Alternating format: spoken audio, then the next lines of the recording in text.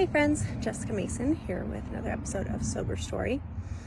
So healing kind of comes in stages, and there are ups and downs, and it applies to recovery, it applies to emotional healing.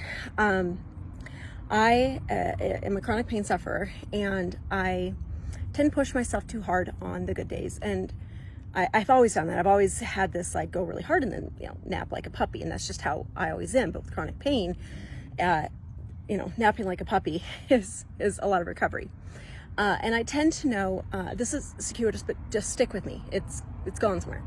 I tend to know where my limit is. Like I know I'm pushing it. I know I'm borrowing spoons. I know that I'm going to have to recover.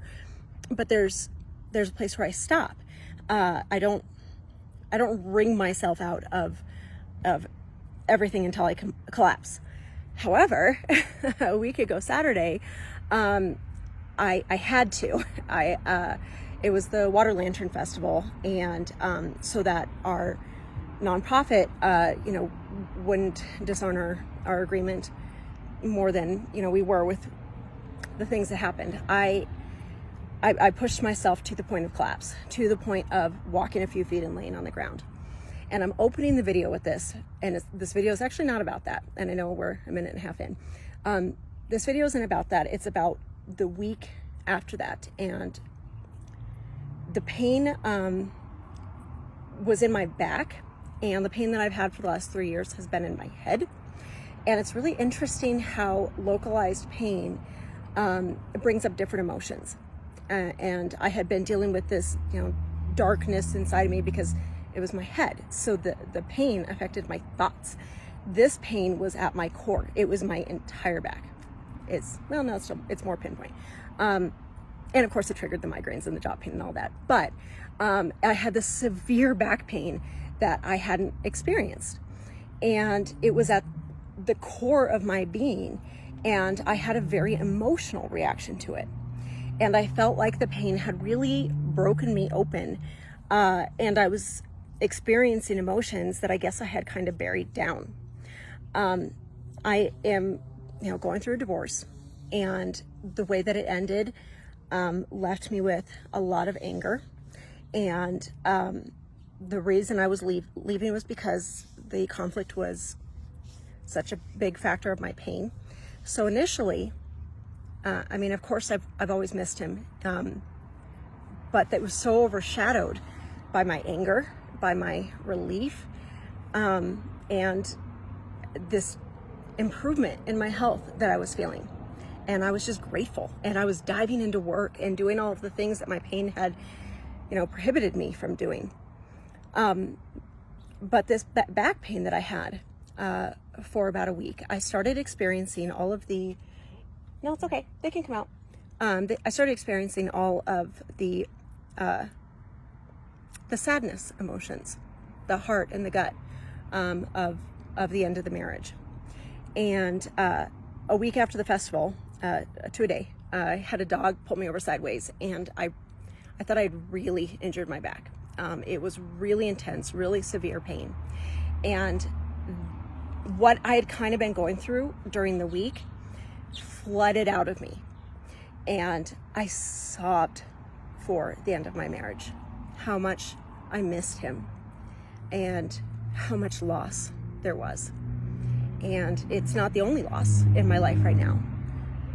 4 of my closest relationships have either changed drastically, have gone away altogether, or taken a break. But the presence of their love in my life has gone away. But the specific pain to losing my husband was so attached to that physical back pain. The experience over this last week, and I haven't been doing videos very much, but the experience has been intense. And I once read a study about how people who were paralyzed at different places on their spine were either no longer able to, or they were drastically reduced in their feeling of the emotions associated with that part. Like the nervousness of the guts. If they didn't have sensation in their guts, they didn't experience it, or it was incredibly diminished, and so on and so forth, the higher it gets. And I was thinking of that as I was going through this back pain, that my body felt broken in half.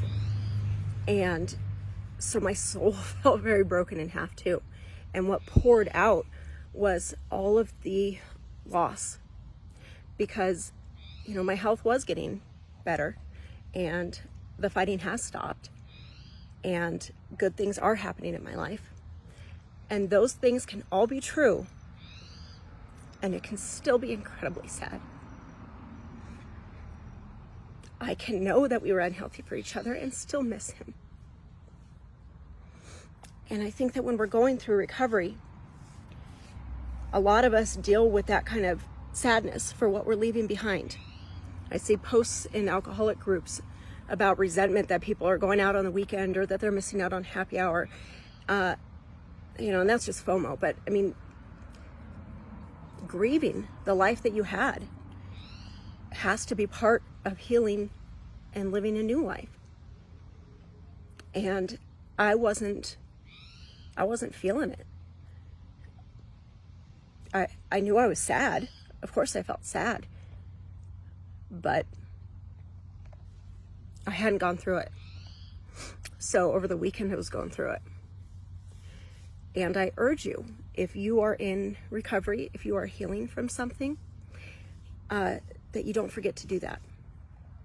And I know other people will tell you that. I'm not the only one. You know, I'm sure people have told me before this. And the truth is that it's not like somebody else telling you means that you're all of a sudden going to be able to feel something that you haven't been feeling. But when it comes up, hopefully it comes up. And hopefully it comes up early enough that you know, late enough that you're strong enough to handle it, but early enough that it doesn't tank the new life that you're building. But hopefully when it comes up, maybe me saying this, or maybe somebody else saying it, clicks for you, and you take a minute. Just take a minute to sit with that pain. Because it can be a good thing to let it go, and it can also hurt like hell. And it hurting like hell doesn't mean you made the wrong decision. It might feel like you did. But it doesn't. And going through that is for you. And I still very much love Quan. I wish him nothing but happiness. I wish he could have been with me. I wish we could have figured it out. But we couldn't. And I don't want that kind of conflict for either one of us. But I love him and I wish him well. And I know that there are people going through, you know, breakups or divorce where the person was abusive, hateful through the whole point, not just at the end, because it tends to bring out the worst in people. And it may feel bad to you to grieve the loss of them. Children who were abused by people in their family have to grieve the loss of that person. And, you know, I read articles on it about how they get no support in that people don't understand. Like, you hate this person, they were horrible to you. Why are you suffering over this? And your grief is your own. Your grief isn't about that person. It's not about the person you're offending with your grief. It's about you and your heart and the stuff that you have to process. And we don't have control over what we're grieving over. But we have control over whether we feel it or not, and what we choose to do with it. And the longer we beat ourselves up for feeling that grief, I think the longer it's going to go on. We're going to get stuck in the shame spiral. We're not going to move on from it. So just take a minute, whatever you're grieving, big, little, feel embarrassed to grieve it. There's no way around it, only through it. And some things have a certain number of tears that have to fall. And I have felt that with loss in the past. Something that I cried over a lot. And then I just realized I couldn't cry anymore, that I had cried the number of tears that were allotted for that. And I never cried again. And I hadn't cried these tears. I hadn't cried enough tears. And for a week, I was really stuffing it down. Sorry, I know this is a long video. This should be 3 different videos, but I didn't record anything. I was stuffing it down because I didn't want to feel it. And the universe does what the universe does. It made my back injury worse. Like for a week, I was stuffing it down and my skin was breaking out. I've put on weight, like in a week, like I've seen change all over me. And it's because I was, again, repressing the emotion. It's what messed me up in the marriage, right? Like stuffing all this negative stuff down. And I wasn't dealing with it. And so then a week later, I just got this, you can't ignore this. Like my friend was telling me I should go to the hospital. That's how bad the pain was. Thought I was broken. But repressing it was just killing my body.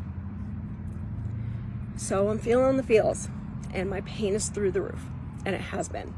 I have been at very high pain levels, and I had to cancel 3 classes today.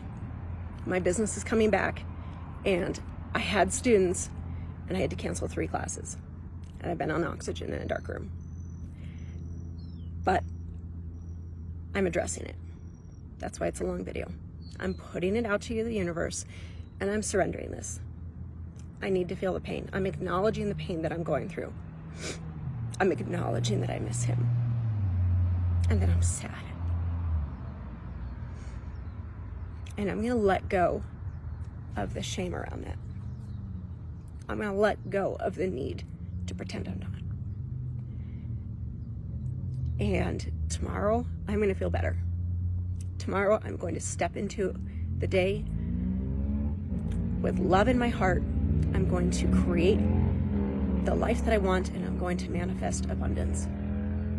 And I will do a follow-up video. If you got this far, thanks for listening.